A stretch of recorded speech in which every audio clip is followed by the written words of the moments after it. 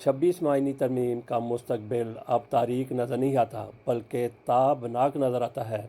ये बड़ी आसानी के साथ तरमीम हो जाएगी क्योंकि हुकूमत को पता चल गया है कि वो उस तरह से जिस तरह से तरमीम तैयार की गई थी, मुसवदा बनाया गया था, उसकी मंजूरी मुश्किल नहीं बल्कि नामुमकिन है। और अगर बिलफ़र्ज़ महाल हुकूमत ये तरमीम करवाने में कामयाब हो भी जाती है तब भी ये पायदार तरमीम नहीं होगी। और जिस तरह से पाकिस्तान की पहले सूरत हाल, सियासी सूरत हाल, अदम इस्तेहकाम और मुआशी अदम इस्तेहकाम भी है, उसमें मज़ीद कई गुना इजाफ़ा हो जाना था। ये सारा कुछ हुकूमत के इस सब का हुकूमत को अदराक है, इसलिए ये तरमीम अब होने जा रही है। इसमें से जो शिकें ऐसी हैं जिस पर मौलाना फजल रहमान को एतराज़ात हैं, तहरीक इंसाफ को एतराज़ात हैं, वो सारी की सारी एक एक करके ख़त्म हो जाएंगी।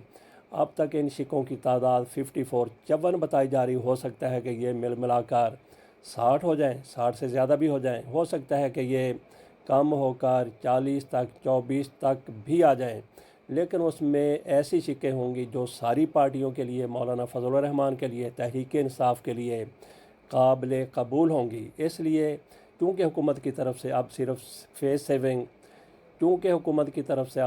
फेस सेविंग दरकार है, इसलिए हुकूमत की तरफ से ये सोच लिया गया है और हुकूमत को कंट्रोल करने वाले भी अब इससे आगाह हो चुके हैं कि उस तरमीम को उस तरह से नहीं करवाया जा सकता, मंजूर नहीं करवाया जा सकता जिस तरह से इसको पहले तैयार किया गया था। किसी की मुखालफत में, किसी की खुशामद में इसमें बार बार तब्दीलियाँ होती रहीं। कहा जाता है कि इसके 3 मुसवदे थे, एक किसी के पास, एक किसी के पास, तीसरा किसी के पास। मौलाना फजल रहमान को जो मुसवदा दिखाया गया था उस पर मौलाना फजल रहमान साहब की तरफ से कुछ निशानदेहियाँ की गई थी। निशानदेहियों के हवाले से तहफ़्फ़ुज़ात दूर करते हुए मुसवदे में तब्दीलियाँ की गई और कई चीज़ें मौलाना फजल रहमान को देखते हुए कि ये हुकूमत के साथ चलने के लिए आमादा है, कई और भी ऐसी उसमें शिकें डाल दी गई जो मौलाना फजल रहमान के लिए, पीपल्स पार्टी के लिए बाद में काबिल कबूल नहीं थी। तो इस सारी सूरत हाल को देखते हुए मौलाना फजल रहमान ने बिल आखिर हुकूमत के साथ ना चलने का फ़ैसला किया। और मौलाना फजल रहमान, उनके कितने तहफ़्फ़ुज़ात हैं, वो कितने इस हुकूमत से तंग हैं या इस हुकूमत को चलाने वालों से कितने ज़्यादा तंग हैं कि उन्होंने बिल आखिर जवाब दे दिया।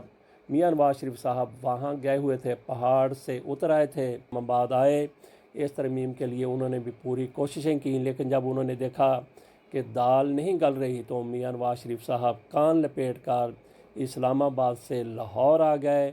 और उसके बाद इनको फिर पता चला, इस इत्तेहाद को, इस हुकूमत को, कि ये नामुमकिन है इस तरीके से तरमीम कर देना। काजी फ़ाइसा के लिए सारी तरमीम की जा रही थी। अब ये हुआ कि इस सारे सिनेरियो में, सारे मंजरनामे में, सारी सूरत हाल में अगर कोई सबसे बड़ा लूज़र है तो वो काजी फ़ाइज़ ईसा साहब हैं।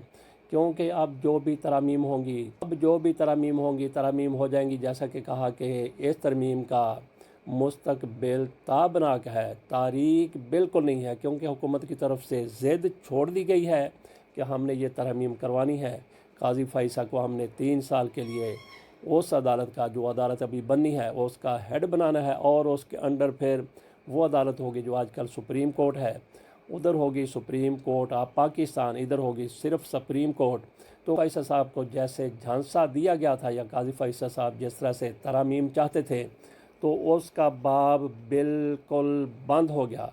तो अब हुकूमत की तरफ से ये दिखाने के लिए कि देखें, हमने तरमीम का अगर डोल डाला था, अगर हमने कोशिश की थी, तो ये तरमीम हमने कर ली है।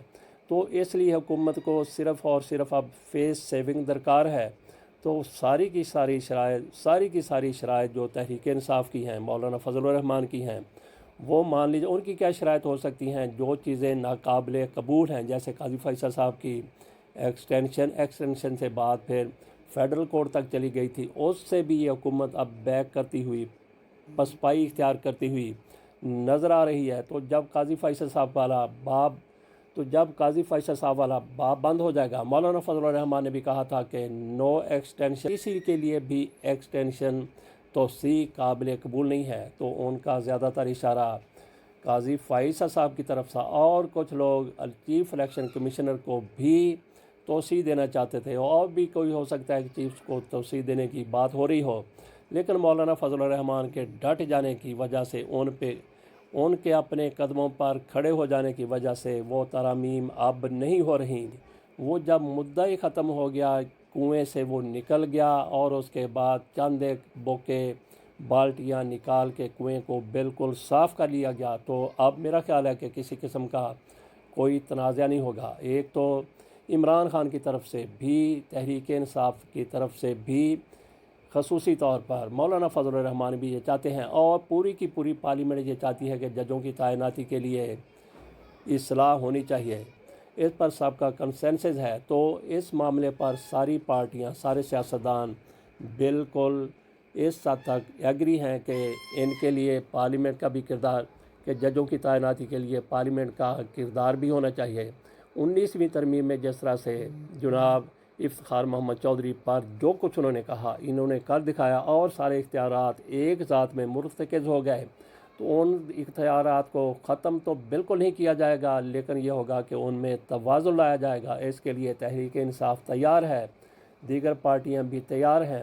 اس کے علاوہ جیسا کہ میں نے کہا کہ ہو سکتا ہے کہ ابھی 54 اس کی شکیں ہیں، 60 ہو جائیں، 65 ہو جائے، اس میں کیا ہے، ایف آئی آر کس طریقے سے درج ہونی ہے، مقدمہ کس طریقے سے درج ہونا ہے، تو ججوں کے حوالے سے ان کی کس طرح سے تعیناتی ہو سکتی ہے، ان کو کس طرح سے کتنے عرصے میں فیصلہ ہونا چاہیے، یہ چیزیں ایسی چیزیں ہیں جن پر ساری پارٹیاں متفق ہیں۔ آخر میں ہم بات کر لیتے ہیں قاضی فیصل صاحب، ان کے بارے میں جس طرح سے ان کا سازشی ذہن ہے، وہ اپنی کانسپریسیز اب بھی جاری رکھے ہوئے ہیں۔ آخری ان کی سازش یہ تھی کہ 8 ججوں کی طرف سے عین اس موقع پر فیصلہ آ گیا، وضاحتی فیصلہ آ گیا، جس کی وضاحت الیکشن کمیشن کی طرف سے مانگی گئی تھی۔ اس میں انہوں نے کہہ دیا کہ یہ آپ لوگوں کی بدنیتی ہے، آپ لوگوں نے صرف اور صرف فیصلے پر عمل درآمد میں تاخیر کے لیے سارا کچھ کیا ہے۔ تو اس کے ساتھ ساتھ یہ بھی کہہ دیا گیا کہ یہ تحریک انصاف کی سیٹیں ہیں، خصوصی نشستیں، تو اس سے پہلے آئینی ترمیم کے لیے تحریک انصاف کے لوگوں کو پریشرائز کیا جا رہا تھا، کئی کو اٹھا لیا گیا، اور ان کو شاید 10-11 لوگ اسی طرح سے مل جاتے، لیکن بر وقت فیصلہ آ گیا۔ اور قاضی فیصل صاحب کی طرف سے آج ان کا ڈپٹی رجسٹرار یہ کہتا ہے، انہوں نے رجسٹرار کو خط لکھا ہے کہ میڈیا میں ایک فیصلہ پھر رہا ہے، وضاحت پھر رہی ہے، جو کہ ہمارے علم میں نہیں ہے، تو یہ سارا کچھ قاضی فیصل صاحب کی طرف سے کیا گیا۔ کیوں کیا گیا؟ مبینہ طور پر اس لیے کیا گیا کہ رجسٹرار، ڈپٹی رجسٹرار کے پاس ان کا فیصلہ جاتا، وہ رجسٹرار کو بھیجتے، قاضی فیصل صاحب کے پاس آتا، قاضی فیصل صاحب اس کے اوپر بیٹھ جاتے، اور جب ترامیم ہو جاتی اس کے بعد قاضی فیصل صاحب یہ فیصلہ سنا دیتے۔ بس یہ قاضی فیصل صاحب کو تکلیف ہے، تو انہوں نے اپنے رجسٹرار کو اشارہ کیا، اور بیچارہ رجسٹرار، ڈپٹی رجسٹرار، اس کی کیا حیثیت ہونی تھی، کیا اہمیت ہونی تھی، جو قاضی فیصل صاحب کی طرف سے کہہ دیا گیا انہوں نے کر دیا۔ قاضی فیصل صاحب سازشیں کرنے کے لیے بدستور اپنا جو بھی ان سے ممکن ہو سکتا ہے وہ کیے جا رہے ہیں، لیکن کہا کہ اس سارے ڈرامے میں، اس سارے معاملے میں اگر کوئی سب سے زیادہ لوزر ہے تو وہ پھر قاضی فائز عیسیٰ صاحب ہیں۔ اس کے ساتھ اجازت دیجیے اور انتظار کیجیے کہ یہ ترامیم کب حتمی شکل اختیار کرتی ہیں۔ تو باقی یہ پاکستان ہے، یہ ہمارا تجزیہ ہے۔ ہو سکتا ہے کہ لوگوں کو پھر پریشرائز کر کے، لالچ دے کے، تحریک انصاف کو ایک طرف کر کے، مولانا فضل الرحمان کی بھی ہو سکتا ہے کہ ان کو ضرورت محسوس نہ ہو تحریک انصاف کے اتنے زیادہ لوگوں کو، یا قاضی فیصل صاحب نے جس طرح سے 3 نشستیں ان کے حوالے کر دیں تحریک انصاف کی، مزید بھی ایک جیت گئے، وہ بھی دھاندلی سے کہتے ہیں کہ جیتے ہیں، اور مزید بھی چند ایک سیٹیں اسی طرح سے ان کے حوالے کر دیں، تو مولانا فضل الرحمان کے ووٹوں کی ضرورت نہ رہے۔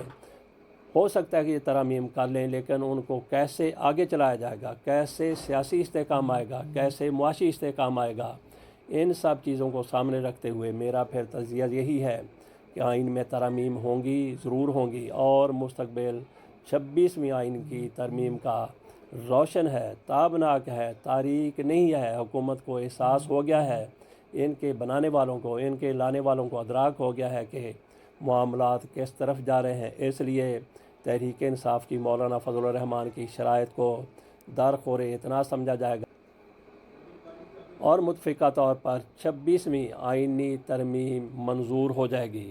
اللہ حافظ.